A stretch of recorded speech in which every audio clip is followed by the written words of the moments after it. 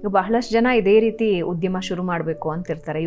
ಈಗಂತೂ Young India ಹೇಗಿದೆ ಅಂತ ಹೇಳಿದ್ರೆ ನಾವು ಕೆಲಸಕ್ಕೆ ಹೋಗೋದಕ್ಕಿಂತ ಕೆಲಸ ಕೊಡೋರಾಗಬೇಕು ಅನ್ನೋರ ಸಂಖ್ಯೆ ಜಾಸ್ತಿ ಇದೆ.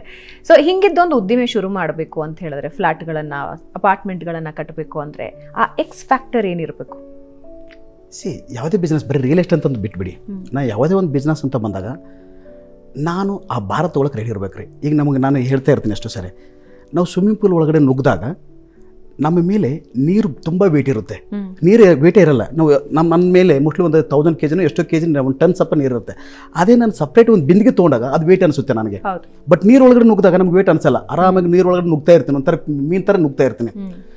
ನಾನು ನಿಜಕ್ಕೂ ಜೀವನದಲ್ಲಿ ಯಾವುದೇ ಒಂದು ಎಕ್ಸ್ ಫ್ಯಾಕ್ಟರ್ ಅಂತ ಅನ್ನೋದಕ್ಕಿಂತ ನಾನು ಏನು ಬಿಸ್ನೆಸ್ ಮಾಡ್ತಾಯಿದ್ದೀನಿ ಆ ಬಿಸ್ನೆಸ್ಲಿ ನನ್ನ ಇನ್ವಾಲ್ವ್ಮೆಂಟ್ ಎಷ್ಟಿದೆ, ನಾನು ಆಮೇಲೆ ಯಾರ ಜೊತೆ ಮಾಡ್ತಾಯಿದ್ದೀನಿ, ನಾನು ಇಂಡಿವಿಜುವಲ್ ಮಾಡ್ತೀನೋ ಪಾರ್ಟ್ನರ್ಶಿಪ್ಲು ಮಾಡ್ತೀನೋ ಇನ್ನೊಂದು ಮಾಡ್ತೀನೋ ದಟ್ ಸೆಕೆಂಡ್ರಿ.